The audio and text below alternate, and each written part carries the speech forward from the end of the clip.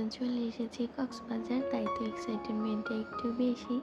যদিও আমি আর সুফিয়ানের বাবা এর আগে এসেছিলাম 2020 সালে, তবে এই জায়গাটায় আমরা এবার নতুন থাকছি।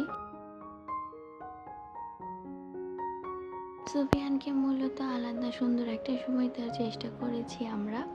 এখানে একটু কোলাহল মুক্ত জায়গা ছিল, তাই তো বাচ্চাটা অনেক বেশি খুশি, সে হেসে খেলে অনেক বেশি আনন্দ পেয়েছে এবং সমুদ্র বিলাস উপভোগ করতে পেরেছে।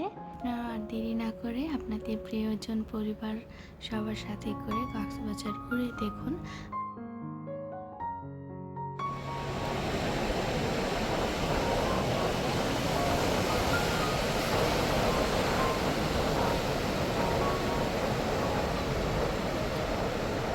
কক্সবাজার সমুদ্র সৈকতে সোনালি বালু, সমুদ্রের গর্জন, নীল জল আর পাহাড়ি মন মাতানো সৌন্দর্য যে কোনো পর্যটককে মুগ্ধ করে।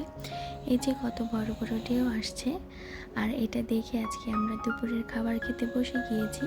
আজকে আমরা যে হোটেলে উঠেছি ওইটারই দোতলায় আমরা উঠে গিয়েছি, এখানে বসে খাবার খাবো আর সমুদ্র বিলাস উপভোগ করব। তাই তো দুপুরে কি খাবার খাবো সেটা সুফিয়ানের বাবা একটু দেখে নিচ্ছিলেন, আর আমি এইদিকে রেস্টুরেন্টটা ঘুরে দেখছিলাম। সমুদ্রের ঠান্ডা বাতাস আর খাবার, তো সব কিছু মিলে অনেক বেশি ভালো লাগছিল এইখানে। ঘুরতে এসেছি, ছবি পিকচার তো কম বেশি তুলবই, তাই তো আমি কিছু ভিডিও আকারে আপনাদের মাঝে আমাদের ভ্রমণ বিলাসিতা কিছু শেয়ার করছি।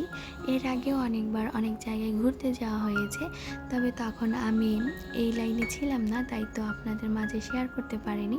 তবে এখন থেকে যতটুকু যা পারি ততটাই আমি আপনাদের সাথে শেয়ার করব। আশা করছি আমার এই ভিডিও আপনাদের কাছে ভালো লাগবে। ফোনে দেখে উপভোগ করা আর সামনাসামনি নিজের চোখে দেখার মধ্যে কিন্তু বিস্তর তফাৎ রয়েছে। আমাদের খাবারটা এখনও আসেনি, তাই তো ভাবলাম পুরো রেস্টুরেন্টটা যতটুকু পারি আমি আপনাদেরকে ঘুরে দেখাই। এখন পর্যন্ত আমরা চেক আউট করতে পারিনি। দুপুরের খাবার খাওয়া শেষ করে আমরা আর কি আমাদের রুমে ঢুকবো। এরপর আমরা আমাদের রুম ট্যুর ব্লগ আপনাদের সাথে শেয়ার করব।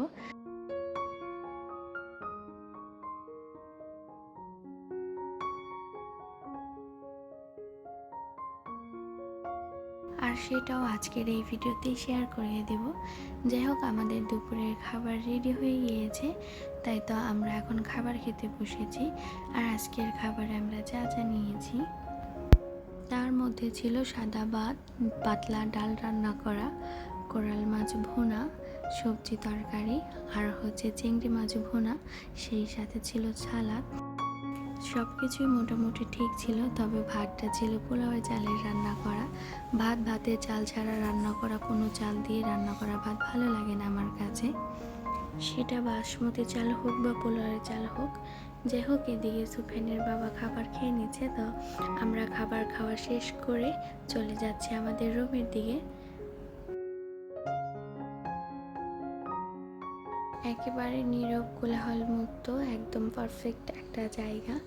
যাই হোক, আশেপাশের ঘরগুলো অনেক বেশি সুন্দর, সেই সাথে আমাদের রুমটা অনেক বেশি সুন্দর। আর আমরা আছি নানি বিচ থেকে একটু দূরে the web resort and restaurant এইখানে।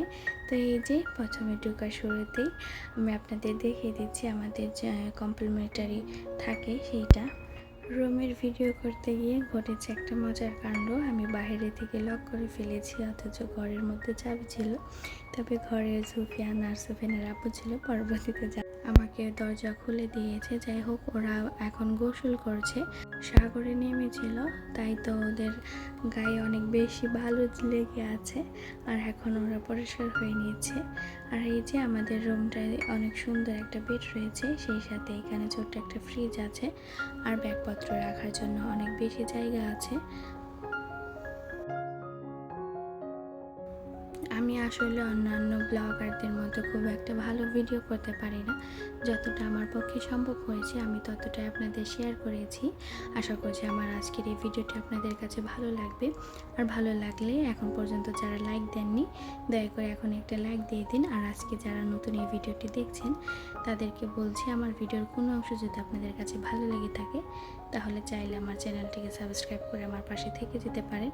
এতে করে আমার চ্যানেলটি আরও বড় হতে পারবে। যে এরপর আমাদের এখানে 2টা শাওয়ার জেল দিয়েছে, একটা শ্যাম্পু আর একটা শাওয়ার জেল। আর এই যে কত কুটি কুটি টুথপেস্ট দিয়েছে, একটা সাবান আর 2টা ব্রাশ দিয়েছে আমাদের ব্যবহার করার জন্য। আর আজকে আমরা এই রিসোর্টে আছি, কালকে দুপুর 12টা বাজে আমরা এই রিসোর্ট থেকে চলে যাব, যখন কক্সবাজার কলাতলির একটা রেস্টুরেন্টে থাকবো, রিসোর্টে থাকবো। সারা রাত জার্নি করার পর শরীরটা বেশ ক্লান্ত, তাই তো বাসায় এসে আমরা আগে কফি খেয়ে নিচ্ছি। দুপুরের খাওয়া তো অলরেডি খাওয়া শেষ, তারপরে এখন কফি খেয়ে আমি একটু ঘুমাবো, কারণ আমি তো বাসে সারা রাত ঘুমাতে পারিনি। তো আমি কিছুক্ষণ ঘুমিয়ে নিয়েছিলাম, কিন্তু সুফিয়ানের বাবা একটু ঘুমায়নি বাসায় রুমে ঢোকার পরে আর কি। তো এরপরে আমরা চলে যাব অন্য একটা রিসর্টে, আমরা যেখানে উঠেছি তার সাইডে, সেখানে সুফিয়ানেরকে সুইমিং পুলে নিয়ে যাব। আমরা যে রিসর্টে উঠেছি সেটার মধ্যে সুইমিং পুল নেই।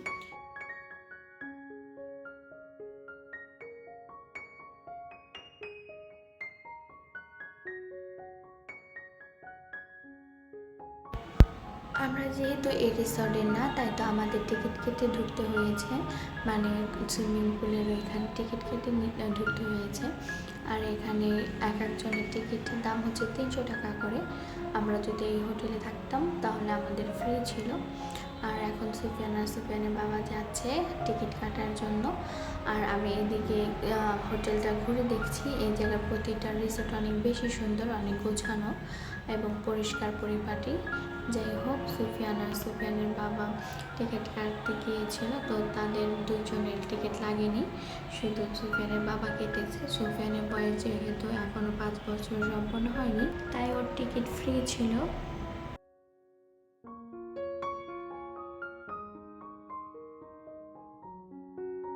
টিকিট কাটতে গিয়েছিল আর আমি বাইরে হাঁটাহাঁটি করে ভিডিও করছিলাম। তো আবার এইদিকে আমাদের 3জনকে আবার ওয়েলকাম ড্রিঙ্কস দিয়েছে, তো সেইটা খেয়ে আমরা আবার চলে যাচ্ছি সুইমিং পুলে। আর একটু বৃষ্টি হওয়ার কারণে এখানে পানিতে নাকি কি যেন একটা হয়েছে, তাই তো পানির রংটা এমন সবুজ দেখাচ্ছে। আর ওরা গোসল করছে আর আমি বাড়ির ফোনে কথা বলছিলাম। সুইমিং পুলের এখানে এসে আবার একটা লাইফ জ্যাকেট কিনে নিয়েছি সুফিয়ানের জন্য, কিনে না আর কি ভাড়ায় নিয়েছি 100 টাকা, যতক্ষণ খুশি ততক্ষণ। আর এই যে আমি আমার ছেলের মাস্ক, সুফিয়ানের আব্বুর ওয়ালেট, চশমা সবগুলো রেখে দিয়েছি। আর সুফিয়ান যেমন এক্সাইটেড ছিল বিচে গোসল করার জন্য, তেমনি পুলেও গোসল করার জন্য অনেক বেশি এক্সাইটেড।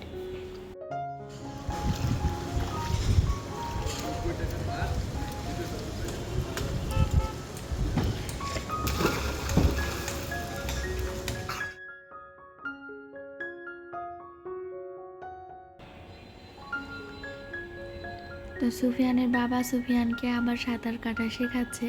তো সুফিয়ান সাহস করে এবার একটু সাঁতার দিয়েছে। শুরুর দিকেও তো খুব বেশি ভয় পেয়েছে, আর নাকে মুখে অনেক বেশি পানি গিয়েছে। আর এই যে ওর বাবা ওকে কাছে ডাকছে।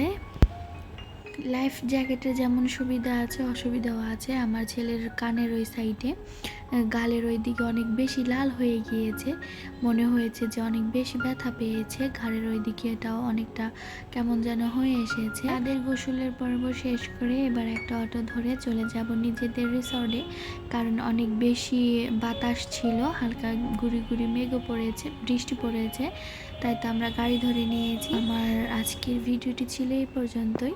আশা করছি আপনাদের কাছে ভালো লেগেছে, আর ভালো লাগলে অবশ্যই আমার চ্যানেলটিকে সাবস্ক্রাইব করে আমার পাশে থেকে যাবেন। আজ এখানেই বিদায় নিচ্ছি, সবাই ভালো থাকবেন, আল্লাহ হাফেজ।